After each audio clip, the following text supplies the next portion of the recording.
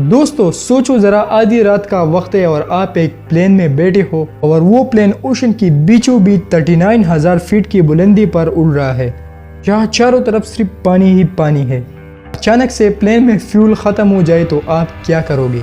मेरी तरह आप भी यही सोचोगे कि अगले चंद मिनटों में हमारी मौत होने वाली है। ऐसा ही हादसा पेश आया था एयर ट्रांजिट फ्लाइट 236 के साथ। फ्लाइट 236 के साथ क्या क्या हुआ था जानेंगे आप आज की इस वीडियो में। लेकिन वीडियो शुरू करने से पहले आपसे एक छोटी सी रिक्वेस्ट है कि हमारे चैनल को सब्सक्राइब करना ना भूलें।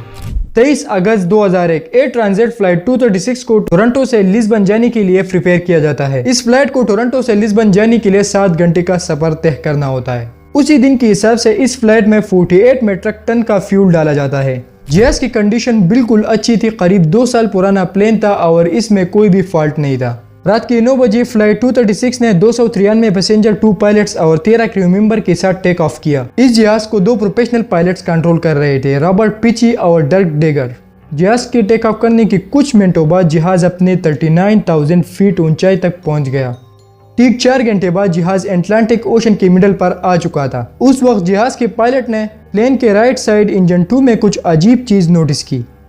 जहाज हाई ऑयल प्रेशर, लो ऑयल क्वांटिटी और लो ऑयल टेम्परेचर शो कर रहा था। पायलट्स इस एरर के बारे में कुछ भी नहीं जानते थे। उन्होंने मैनुअल प्लेट में भी इस एरर के बारे में ढूंढा लेकिन कुछ नहीं मिला। उन्होंने पूरी मेंटेनेंस यूनिट को इस एरर के बारे में बताया, लेकिन बदकिस्मती से मेंटेनेंस यूनिट को भी इस एरर के बारे में कुछ मालूम नहीं था। इसकी ठीक आधे घंटे बाद पायलट्स को लो फ्यूल का एरर शो हुआ। पायलट्स ने देखा कि राइट विंग में फ्यूल कम और लिफ्ट में फ्यूल की क्वांटिटी बिल्कुल परफेक्ट है। अब नॉर्मली ये मसला मुश्किल नहीं है, इसे हल किया जा सकता है। पायलट्स ने जहाज को क्रॉस फीड किया, जिससे लिफ्ट से फ्यूल आकर राइट में फ्यूल की क्वांटिटी एक दूसरे के साथ बिल्कुल परफेक्ट हो गई। लेकिन इसकी ठीक 10 मिनट बाद जहाज में लो फ्यूल का एरर फिर से शो हुआ राइट विंग की तरफ से। अब अगर लिफ्ट और राइट विंग के फ्यूल को मिला भी ले तो इसी जहाज को लिस्बन एयरपोर्ट तक नहीं पहुंचा जा सकता। अब जहाज अटलांटिक ओशन की बीचों बीच था और पायलट के पास एक ही ऑप्शन था, इसे एजोर आइलैंड पर लैंड करना होगा और इस आइलैंड पर एक एयरपोर्ट भी मौजूद था।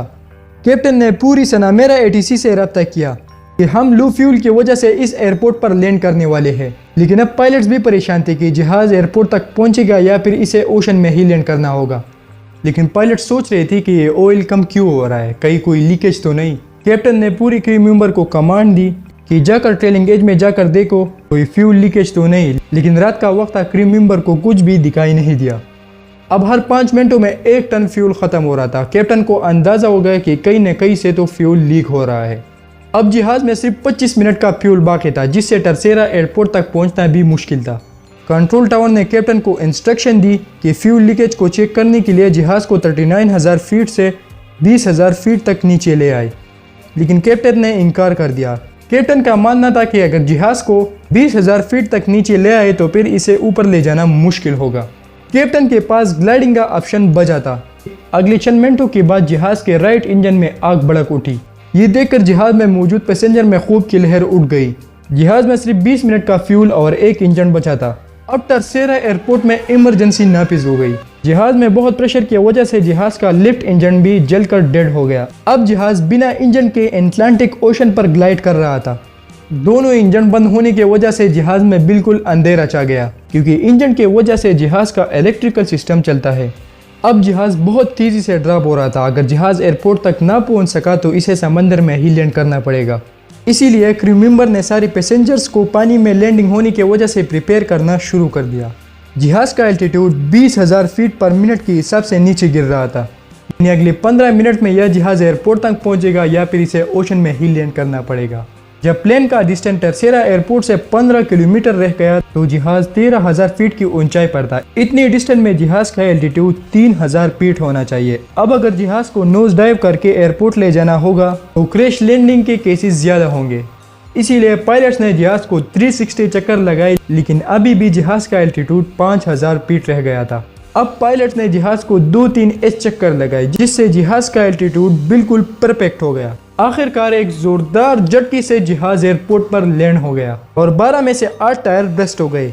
जहाज रुकते ही उसकी लैंडिंग गियर में एक आग भड़क उठी, लेकिन रेस्क्यू टीम ने पूरी तौर पर उस पर काबू पा लिया।